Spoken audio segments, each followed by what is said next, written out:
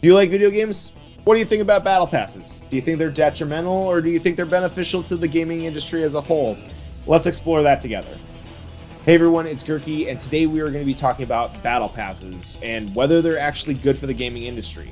Battle passes have become extremely popular in recent years, and developers are introducing them more and more into their games. But what exactly are battle passes, and why do so many people think that they're bad for the gaming industry? Let's take a closer look.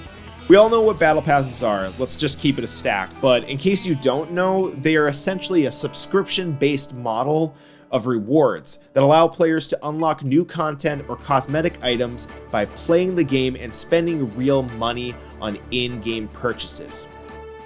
No matter what people think about battle passes, it's clear that they have become an important part of the gaming industry. Developers have been able to use them to generate additional revenue and to improve their games, while players have been able to unlock exclusive content that would not have been otherwise accessible or obtainable. Now, Dota 2's Battle Pass is one of the more widely known monetization systems. And in an article written by the Department of Computer Science at the University of York, they state that Dota 2's Battle Pass system was created because of one of the new emerging markets. Now, this article is mostly talking about microtransactions, but I'm not going to go into that in this video. If you do want me to go into that, leave a comment below and I'll get to it eventually. But if you don't have time for that, there's videos in the description below. Instead of the traditional one-time purchase of a game and its content, a system where players would make a transaction for a portion of time-locked content would be more profitable for the company. And unfortunately, some people argued that it would be too expensive and lead to pay-to-win mechanics, which can make the game unfair for those who don't want to spend tons of money on them. Additionally, developers may be pushed to release incomplete games due to the pressure of having to develop multiple Battle Pass systems at the same time. Despite these issues, Battle Passes still remain to be a part of the gaming industry, and it'll be interesting to see if they are used again in the future.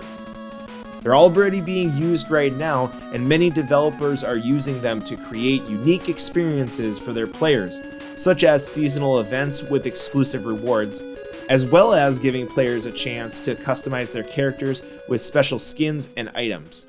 Now, if we're talking about special skins, there's no better franchise to look at than Halo. Halo's been doing customization right since its inception. If you look at Halo 2, when they had multiplayer, it was just really colors that were being changed. But when Halo 3 came around, man, that shit slapped. They had special skins for completing in-game challenges that no normal player would ever think about doing. But damn, if you wanted that Hayabusa armor, or if you wanted that Recon armor, you had to put in the work for that.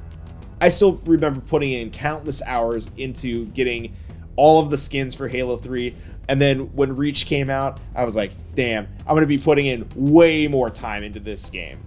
But when Halo Infinite came out, my heart sank.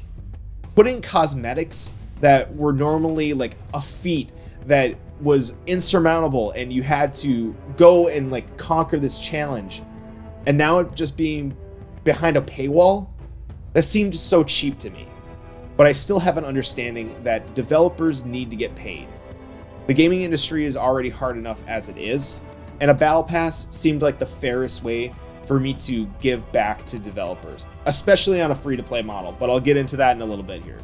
It's clear that battle passes are here to stay, at least for the time being, but whether they'll become an integral part of the gaming experience is yet to be determined. On the one hand, like I was saying earlier, these battle passes can be beneficial for developers as they provide an additional source of income for their players who want to gain access to exclusive content. This can help developers create better quality games and help improve visuals, game features, and other important things that would otherwise not be possible without additional funding. It also helps feed their families. Don't forget, we all live in a world that's run by money. On the other hand, some argue that battle passes can be expensive for consumers who have to pay a lot of money in order to get access to the content available in the given game. This is true for every free-to-play model though. For my own personal accounts, most passes are priced in the $10 range with a few $2 to $5 microtransactions in the shop that are either cosmetics or a pay-to-win, consumable item. These seasonal passes typically provide 3 months of time-locked content and they fade into the next season, making it a necessity to buy them again and again. This is very anti-consumer. I don't like it. And the reason why I don't like this is after only a year, you've paid $40 for the game that was free. And then you have to pay it again if you want to continue to gain new content. That's kind of gross when you think about it over the long term for just one game. Think about it, you could be paying upwards of like $120 for just one game if you just continue to play it year after year. That's after 3 years though, so if you really enjoy the game, you're supporting developers, but also you're spending a lot of money over that time frame for just a singular game. But hey, if you love the game that much, it's probably worth it for you, right? I'll let you simmer on that for a little bit. But there have also been concerns that some developers use their systems as a way to introduce pay-to-win mechanics in their games, which could give players who have more money an unfair advantage over those who don't. Furthermore, many critics point out that this has led to incomplete games being released due to time constraints imposed by the developers. So while Battle Passes provide additional funding for developers and help create better quality games, theoretically, it still has some serious issues that need to be addressed before definitively saying whether it's good for the gaming industry as a whole or not. But right now I'm gonna keep it a stack, it's looking real bad. It certainly isn't uncommon to have a subscription-based model like an MMO. This is similar, but the pay-to-win mechanics are certainly a concern for me. That being said, there are some ways that developers can make their Battle Pass systems fair and balanced while still providing incentive for people to purchase them. For example, developers could make sure that their premium content that's offered through the Battle Pass is not essential for progression or for success in the game. This would ensure that no player feels like they have an unfair advantage over others, regardless of how much money they spent on in-game purchases. I think that Hearthstone does this really well with the way that they have their Battle Pass placed. It's mostly cosmetic items, at least at the moment, that is in the premium Battle Pass versus, the standard Battle Pass. And also you progress through the Battle Pass faster if you purchase it, meaning that you get all of the content faster than you would as a standard player.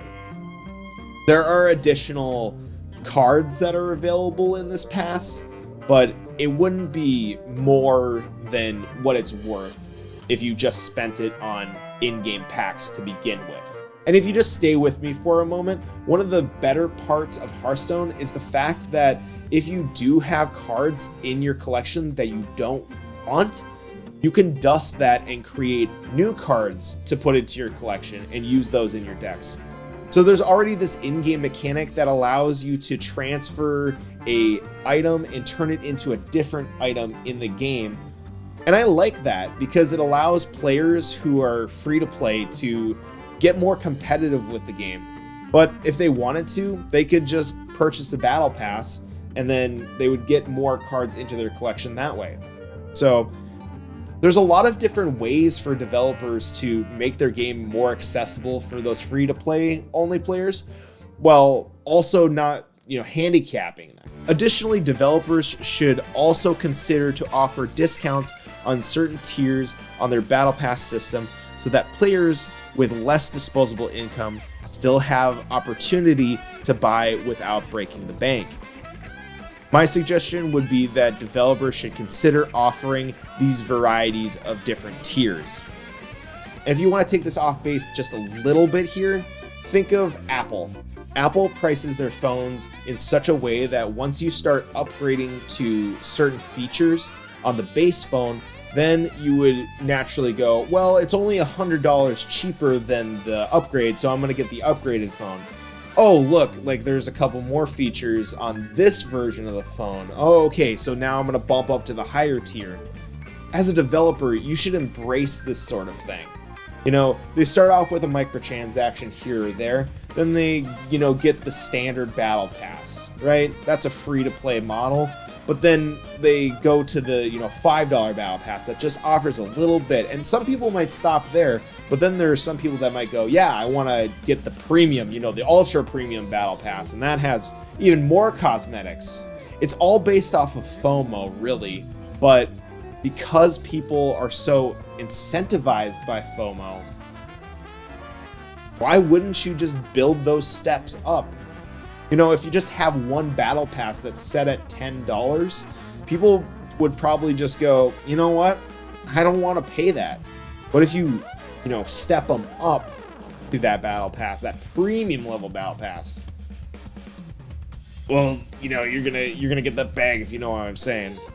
But as players, we should be cognizant of these sorts of psychological tricks that developers may want to, you know, entice us into getting to that top level battle pass. If you want to go watch some videos on somebody who can explain this sort of predatory behavior, you should check out Josh Strifehaze. He's a great YouTuber that also talks about these sorts of mechanics. Or if you just like watching people rant about MMOs. In conclusion, while there are both pros and cons associated with battle passes in video games, ultimately it's up to the individual gamer to decide whether these systems are worth investing into or not. I think the best way to look at this is, do I want this developer to succeed? Do I think this intellectual property is worth investing into?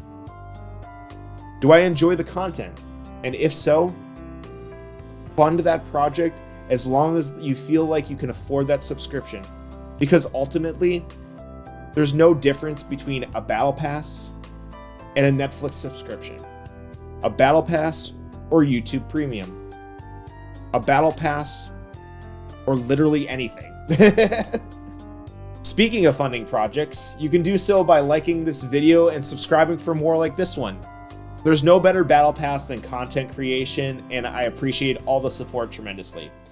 Thank you so much for watching, and I'll see you in the next one. Absolutely disgusting. Everything you know is a lie. Go make money on the internet. My guy is made of bricks. Going to college just means you're going to become a streamer. I don't know exactly what I'm doing, but we're having a good time.